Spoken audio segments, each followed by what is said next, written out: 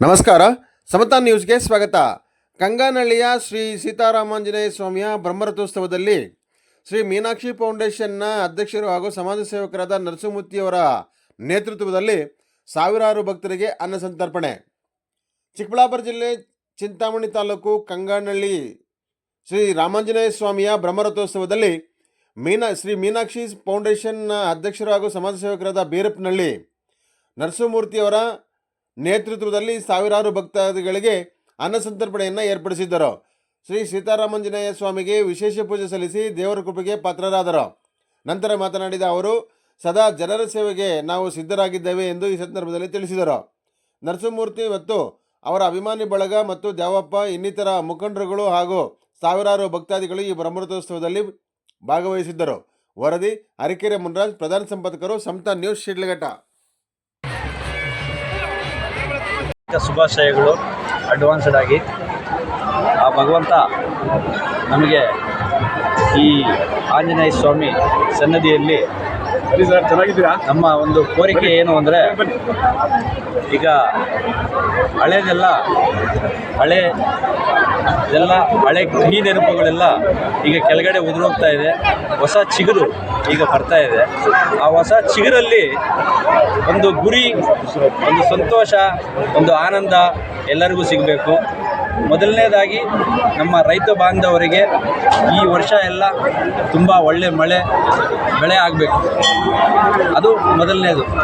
ಎರಡನೇದು, ಮತ್ತೆ ಪುನಃ ಇಲ್ಲಿ ಸಣ್ಣ ವ್ಯಾಪಾರಸ್ಥರಿದ್ದಾರೆ, ದೊಡ್ಡ ವ್ಯಾಪಾರಸ್ಥರಿದ್ದಾರೆ, ಉದ್ಯಮಿಗಳಿದ್ದಾರೆ. ಈ ವರ್ಷ ಎಲ್ಲ ಚೆನ್ನಾಗಿ ಅವರೆಲ್ಲ ಏನು ಹೇಳಬೇಕು ಅಂತ ಹೇಳಿದ್ರೆ ಒಂಥರ ಉದ್ಭವ ಆಗಬೇಕು.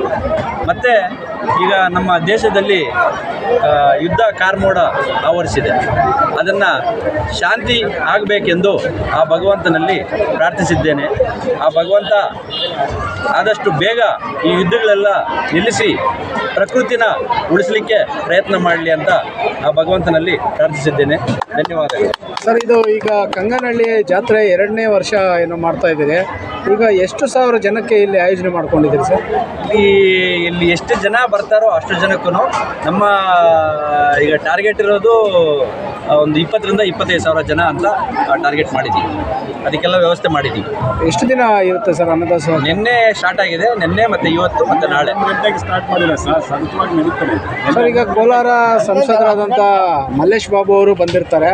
ಸುದೀರ್ಘವಾಗಿ ಮಾತಾಡ್ತಾ ಇದ್ರೆ ಏನೆಲ್ಲ ಚರ್ಚೆ ಆಯಿತು ಸರ್? ಏನಾದರೂ ಬೇರೆ ರಾಜಕಾರಣವಾಗಿ ಏನಾದರೂ ಊಹೆ ಮಾಡೋದು? ಸಂಬಂಧ ಅವ್ರ ಅಪ್ಪನವ್ರದ್ದು ಭಾಳ ಕೊಡುಗೆ, ಅಪ್ಪ ಅಮ್ಮಂದು ಭಾಳ ಕೊಡುಗೆ ಇತ್ತು ಸರ್ ನಮ್ಮ ಜೀವನ ಕಾಲಕ್ಕೆ. ಅದರಿಂದ ಸ್ನೇಹಿತರು ನಮಗೂ ಇವಾಗ ನಮ್ಮ ಲೋಕಸಭೆಗೆ, ನಮ್ಮ ಚಿತ್ರದುರ್ಗ ತಾಲೂಕಿಗೆ ಅವ್ರಿಗೆ ಕೊಡುಗೆ ಇದೆ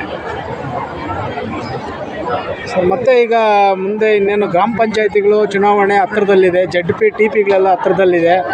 ನಿಮ್ಮ ಕಡೆಯಿಂದ ಯಾರಾದರೂ ಅಭ್ಯರ್ಥಿಗಳು ನಿಲ್ಲಿಸೋವಂತಹ ಚಾನ್ಸಸ್ ಇದೆಯಾ ಸರ್? ಅಬ್ಸಲ್ಯೂಟ್ಲಿ ನಾವು ನಿಲ್ಲಿಸ್ತೀವಿ. ಗ್ರಾಮಸ್ಥರು ಅದನ್ನು ನಿಮಗೆ ಶಾರ್ಟ್ಲಿ ಡಿಸ್ಕ್ಲೋಸ್ ಮಾಡ್ತೀವಿ. ಮೇಡಮ್ ರಾಜಕೀಯ ಅವಸರ ಎಲ್ಲರಿಗೂ ಯುಗಾದಿ ಹಬ್ಬದ ಆರ್ಥಿಕ ಶುಭಾಶಯಗಳು. ಈ ರಾಮಲಿಂಗೇಶ್ವರ ಈ ವೀರಾಂಜನೇಯ ಸ್ವಾಮಿ ಎಲ್ಲರಿಗೂ ಸುಖ, ಶಾಂತಿ, ನೆಮ್ಮದಿಯನ್ನು ಕೊಟ್ಟು ಕಾಪಾಡಲಿ. ಅದೇ ರೀತಿ ರೈತರೆಲ್ಲ ಬೆಳೆದು ನಮಗೆ ಈ ದವಸ ಧಾನ್ಯ ಎಲ್ಲ ಅನ್ನದಾಸೋಹಕ್ಕೆ ಕಳಿಸ್ತಾ ಇದ್ದಾರೆ. ಅವ್ರಿಗೂ ಸದಾ ಒಳ್ಳೆಯದಾಗಲಿ, ಮತ್ತು ಅವ್ರಿಗೂ ಯಾವಾಗೂ ಅನ್ನ ಸಿಗೋ ಥರ ಆಗಲಿ. ಅದೇ ರೀತಿ ಪ್ರಪಂಚದಾದ್ಯಂತ ಯುದ್ಧ ಕಾರ್ಮೋಡ ಇದೆ, ಅದು ಸಹ ನಿವಾರಣೆಯಾಗಿ ಎಲ್ಲರೂ ಶಾಂತಿಯುತವಾಗಿ ಜೀವನ ಮಾಡಬೇಕು, ಬಾಳ್ವೆ ಮಾಡಬೇಕು ಅನ್ನೋದನ್ನು ನಾನು ದೇವರಲ್ಲಿ ಪ್ರಯತ್ನ ಮಾತಾಡಿ.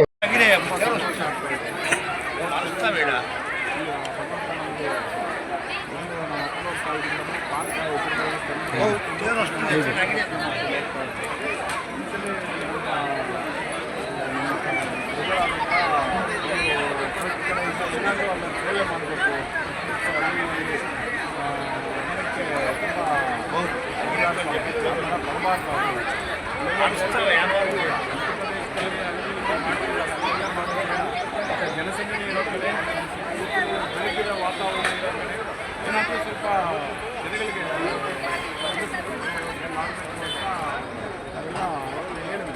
ಅದೇ ಥರ ನೋಡಿ ತುಂಬ ಖುಷಿ ಆಯಿತು.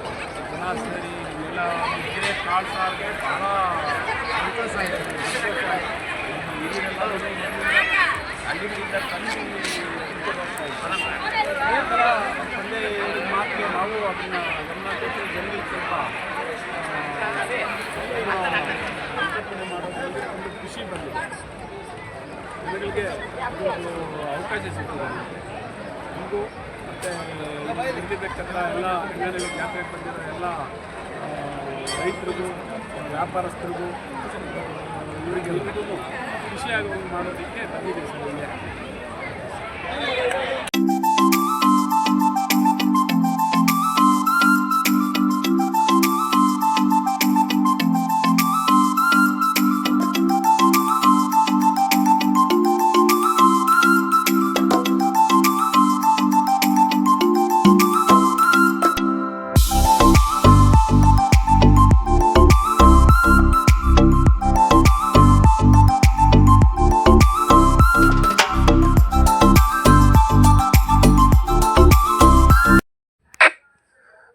ಕಂಗಾನಳ್ಳಿಯ ಶ್ರೀ ಸೀತಾರಾಮಾಂಜನೇಯ ಸ್ವಾಮಿಯ ಬ್ರಹ್ಮರಥೋತ್ಸವದಲ್ಲಿ ಸುತ್ತಮುತ್ತಲಿನ ಗ್ರಾಮಸ್ಥರು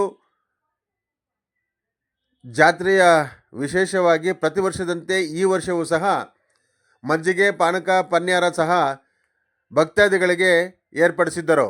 ಭಕ್ತಾದಿಗಳು ಪಾನಕ ಪನ್ಯಾರವನ್ನು ಸೇವಿಸಿ ದೇವರ ಕೃಪೆಗೆ ಪಾತ್ರರಾದರು.